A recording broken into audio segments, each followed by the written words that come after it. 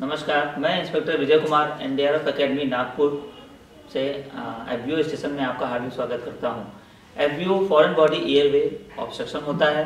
ये infant, adult, child तीनों के केसेस में पाया जाता है। स्पेशली जब तीनों के केसेस में कोई कुछ खा लेता है और वो सॉलिड ऑब्जेक्ट उसके एयरवे में ट्रैप हो जाता है, जिसकी वजह से उसको सांस लेने में तकलीफ होने लगती है और ये ज़्यादा होने की वजह से लाइफ थ्रेटनिंग का केस बन जाता है, जिसकी वजह से ब्रेन सेल्स को प्रॉपर वे में ऑक्सीजनेटेड ब्लड नहीं मिलता है और ब्रेन सेल्स डाई होने लगती हैं।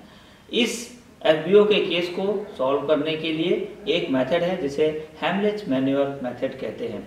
इस मेथड को अडल्ट के ऊपर किस प्रकार से डेमोन्स्ट्रेट करते हैं वो मैं अपने सहायक के साथ डेमोन्स्ट्रेट करके आपको दिखाता हूं। अभी ये अडल्ट एफबीओ का केस आप देख रहे हैं, कंप्लीट चोकिंग हो रखी है। इनके पास जाने से पहले पीपी ऑन से इनको सिक्योर करेंगे। जैसे मैं इनके पास जाऊंगा मैं इनको पूछूंगा sir are you choking. Sir ने अपना हेड को हिलाते हुए हमें बताया कि यस चोकिंग का केस है।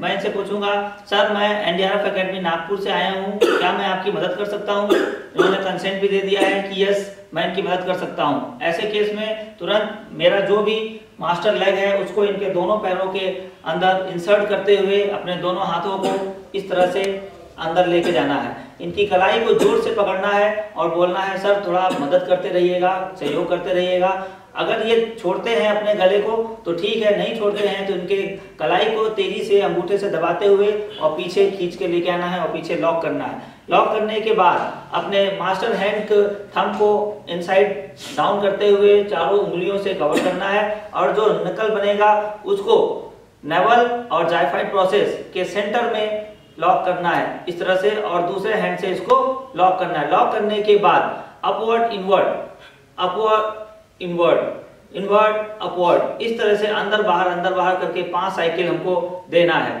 5 साइकिल होने के बाद मुझे इनका फेस टर्न करके देखना है, चाहे राइट हैंड साइड से या लेफ्ट हैंड साइड से। अगर ऑब्जेक्ट निकल जाता है तो ठीक है, अगर नहीं निकलता है तो सेम प्रोसेस हेमलिच-मैन्युअल का इनवर्ड अपवर्ड करते रहना है। हो सकता है इस प्रोसेस को करते हुए पेशेंट अनकॉन्शियस हो जाए। जैसे ही पेशेंट अनकॉन्शियस हो जाए तुरंत आप उसके लोड को अपने मास्टर लेग पर बियर करते हुए धीरे धीरे पीछे की तरफ आए। इंश्योर करें उनका लोड आपके लेग पर ही रहे और स्पाइन में कोई प्रॉब्लम ना हो, इसलिए इजीली उनको असिस्ट करें इस प्रकार से।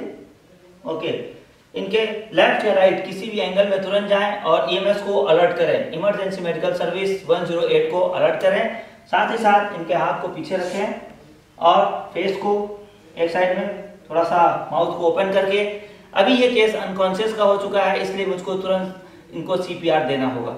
अडल्ट का केस है, सीपीआर का कंप्रेशन डेप्थ 5 से 6 सेंटीमीटर का होगा, वेंटिलेशन 5 से 6 सेकेंड का होगा और हमारा जो साइकिल होगा वो 1 मिनट में 100 से 120 कंप्रेशन का होगा। रिप्स को चेक करते हुए आना है, जाइफाइड प्रोसेस को टच करना है। यहाँ से 2 उंगली का गैप देते हुए मास्टर हैंड को रखना है और दूसरे हाथ से लॉक करना है।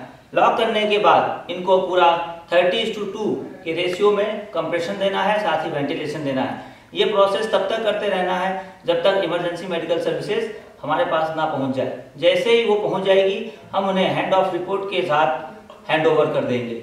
यहाँ पर अडल्ट कंप्लीट एफबीओ चोकिंग का डेमोन्स्ट्रेशन समाप्त होता है। Thank you.